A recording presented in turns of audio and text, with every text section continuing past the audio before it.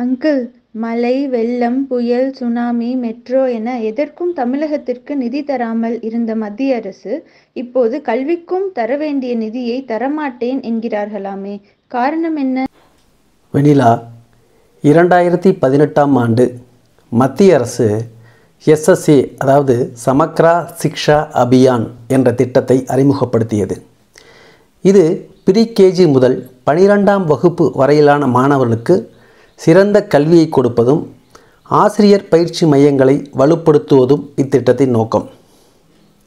இதற்கு 60% நிதியை மத்திய அரசும் 40% நிதியை மாநில அரசும் ஒதுக்க வேண்டும். இப்பொழுது அந்த நிதியை வழங்குவதற்கு தமிழ்நாடு அரசு தேசிய கல்விக் கொள்கையை ஏற்க வேண்டும், இல்லையேல் நிதி வழங்கப்படாது என்ற ஒரு புதிய கட்டுப்பாட்டை மத்திய அரசு சொல்கிறது. தமிழ்நாடு அரசு தேசிய கல்விக் கொள்கையை ஏற்றுக்கொள்ள வேண்டியதுதானே?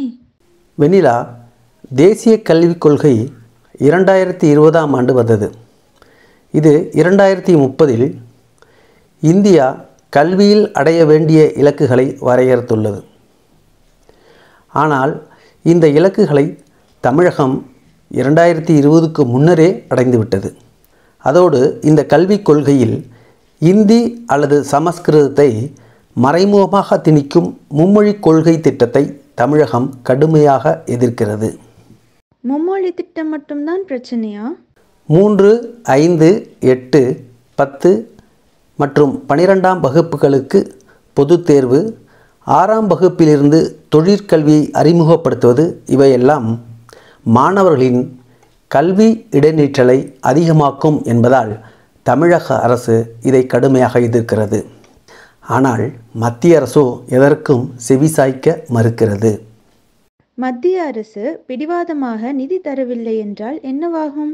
வட்டார வளர்ச்சி மைய ஆசிரியர் பயிற்றுனர்கள், பகுதி நேர ஆசிரியர்கள், சிறப்பாசிரியர்கள் உட்பட 15,000 ஆசிரியர்களுக்கு சம்பளம் கிடைக்காத நிலை ஏற்படலாம்.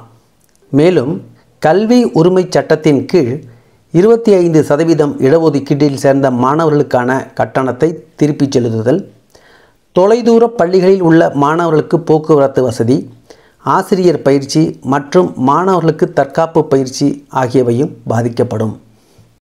அங்கிள், மத்திய அரசு ஒருதலைபட்சமாக நடப்பது போல் தெரிகிறதே. ஒரு குடும்பத்தில் 5 பிள்ளைகள் வெவ்வேறு வேலைகளில் பணியாற்றி மாதந்தோறும் தங்கள் தந்தைக்கு முழு ஊதியத்தையும் கொடுக்கிறார்கள் என்று வைத்துக்கொள்வோம்.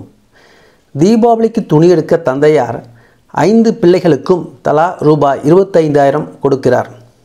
மூத்த பையனோ தனக்கு சட்டை வேண்டாம், லேப்டாப் தான் இப்போதைய தேவை என்று சொன்னாலும் புது சட்டை வேண்டாம் என்பதால் அவனுக்கு அந்த பணத்தை தராமல் திரும்ப பெற்றுக்கொண்டால் எப்படியோ அப்படித்தான் நம் வரி பணத்தில் வாழும் மத்திய அரசும் நடந்து கொள்கிறது. வடக்கு வளமாக வாழ வரி கொடுத்தே தெற்கு தேயட்டும். இந்த வீடியோ பற்றிய கருத்துக்களை கமெண்ட் பண்ணுங்கள். சேனலை மறக்காமல் சப்ஸ்கிரைப் பண்ணுங்கள்.